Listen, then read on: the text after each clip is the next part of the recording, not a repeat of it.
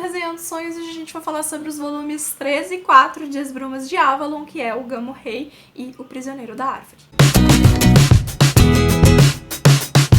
Eu sei que este vídeo está meio atrasadinho dentro do nosso cronograma, porém algumas coisas aconteceram e eu não consegui gravar esse vídeo antes. Mas hoje eu tô aqui pra contar pra vocês então como foi a minha experiência com os dois últimos livros dessa série, o que eu achei no contexto geral e também falar um pouquinho sobre essa edição aqui que saiu pela Editora Planeta. Então eu vou começar falando as minhas impressões gerais, caso você não tenha lido ainda, sobre a história toda, e depois eu comento mais especificamente sobre os dois livros. Primeiro, eu quero dizer pra vocês assim que, apesar de eu ter gostado bastante da história ao longo e achar que foi relevante eu ter feito essa leitura, o livro não chegou a ser o que eu estava esperando que ele fosse. Na minha cabeça, essa história era muito mais grandiosa do que ela acabou se mostrando. E eu cheguei a uma conclusão no final do livro, que foi uma conclusão muito mais triste e enfraquecida pela fraqueza da situação, que eu não fiquei assim tão impactada. É claro que, como uma releitura e como a história que ela conta, ela é sim uma trama importante, tanto que tem a fama que tem, mas ao mesmo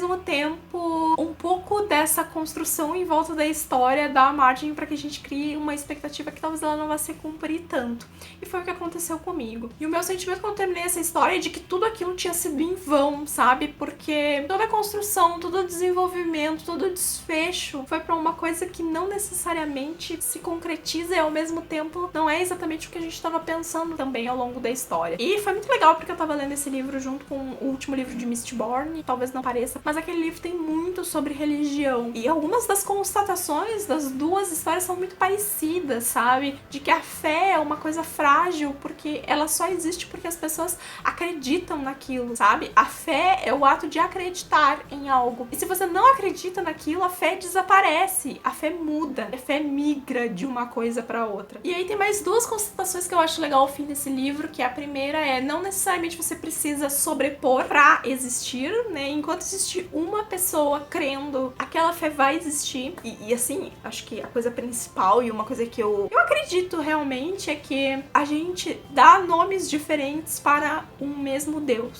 sabe? A gente olha para religiões diferentes e no final é sempre a mesma pessoa a quem se está olhando. E isso é muito interessante. E chega um momento da história onde desce essa constatação, ela causa um impacto, né, na pessoa que está envolvida com isso e na moral de toda a história que ela passou até agora. Então, eu acho que esse é o forte da história, né? Não é nem a história da Morgana, do Arthur, mas sim uma compreensão espiritual sobre aquilo que está sendo traçado ali, sobre certas hipocrisias religiosas, sobre a forma como a gente enxerga essas coisas e se relaciona com elas também, porque isso é muito pessoal, né, gente? A minha visão é diferente da sua visão, e que vai ser diferente do seu vizinho, enfim. E a gente também precisa aprender a respeitar. E esse respeito é exatamente o que não existe dentro desse universo criado pela Marion Zimmer Bradley, porque eles acreditam que não pode coexistir, uma coisa precisa se sobrepor à outra, o que causa todos os transtornos que a gente tem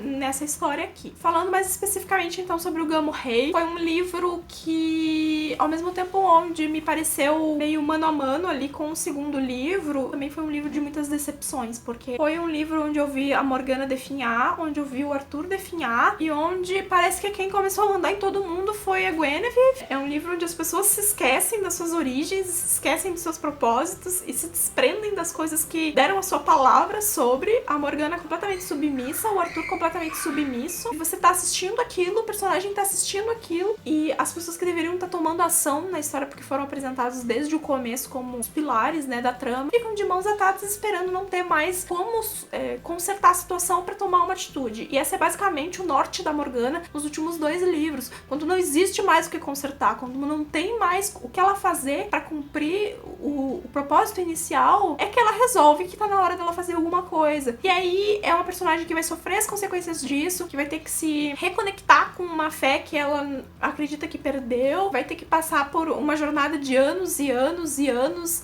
numa situação que não é ideal pra ela, mas de onde ela consegue tirar algo interessante. E isso é uma outra lição, né, da história, que você se adapta quando necessário necessário pra tirar o melhor possível da situação. Aquela dificuldade, que aquilo que tava fora do seu caminho, na verdade, era o caminho pra você alcançar aquilo que tá mais lá na frente. Então essa é uma história de muito...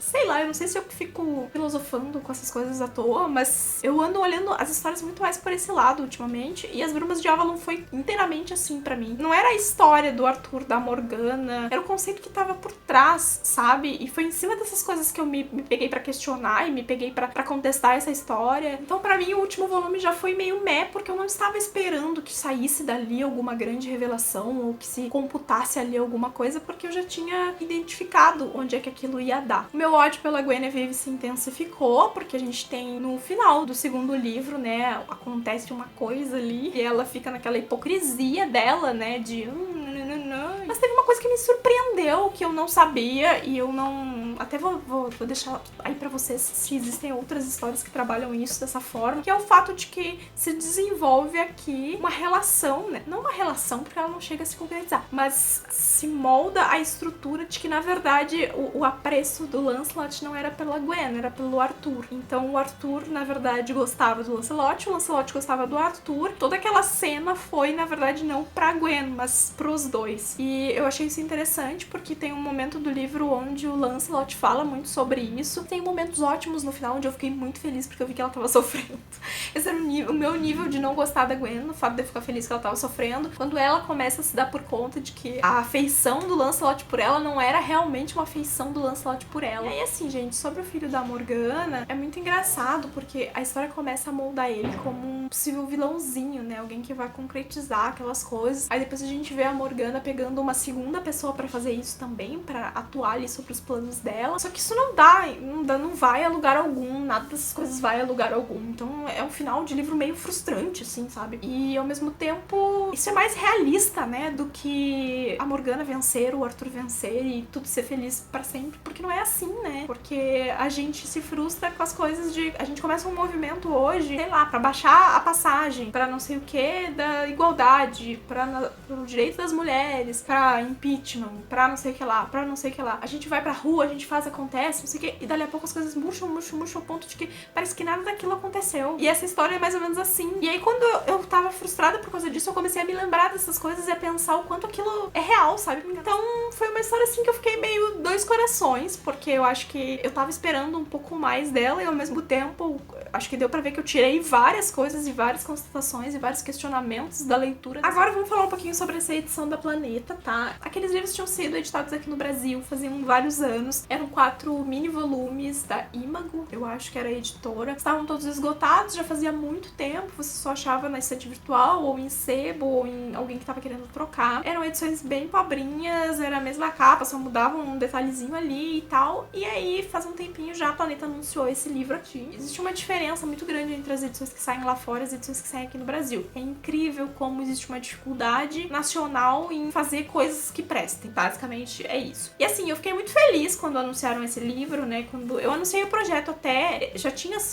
vai ser relançado, mas não tinha sido confirmado. Depois eu liberei o primeiro vídeo e logo em seguida eles botaram em pré-venda esse livro e aí a editora me enviou. E eu já comentei lá no Stories que eu fiquei bem decepcionada com a forma como o livro foi tratado por dentro. Eu não tenho problemas com essa capa, até acho que ok, eu achava aquelas outras muito piores que essa aqui. É uma edição em capa dura, uma edição bem resistente, né, bem firme. Só que por dentro o livro tá triste. Vou pegar uma página aqui pra eu mostrar pra vocês. Eu já reclamei as minhas pitangas, tudo que eu podia reclamar lá no Stories sobre essa diagramação, porque primeiro as margens são péssimas.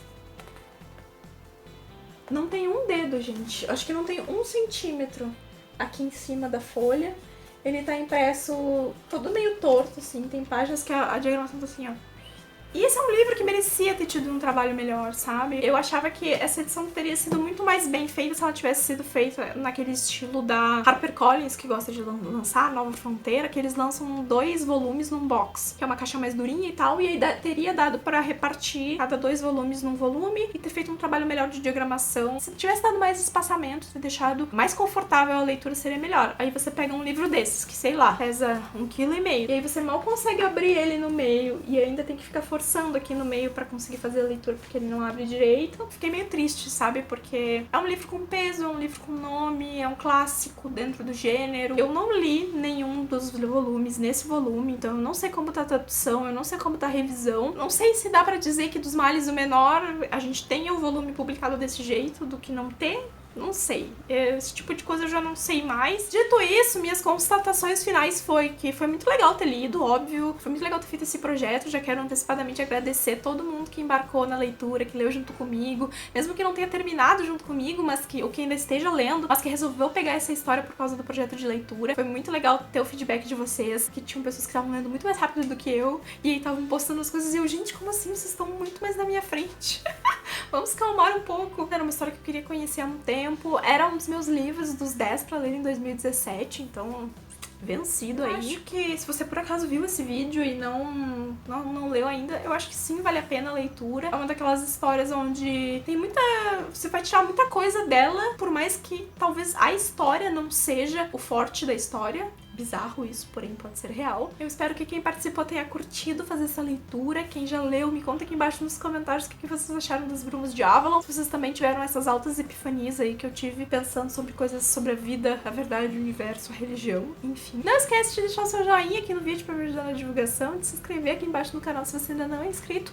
E ano que vem a gente volta com mais projetos, pois vamos ler as Crônicas de Gelo e Fogo. Quem quer ler as Crônicas de Gelo e Fogo junto comigo já vai se preparando aí, que a gente deve começar já em janeiro a fazer essa empreitada, mas aí vai sair outro vídeo falando sobre isso também. Então é isso. Tchau, tchau.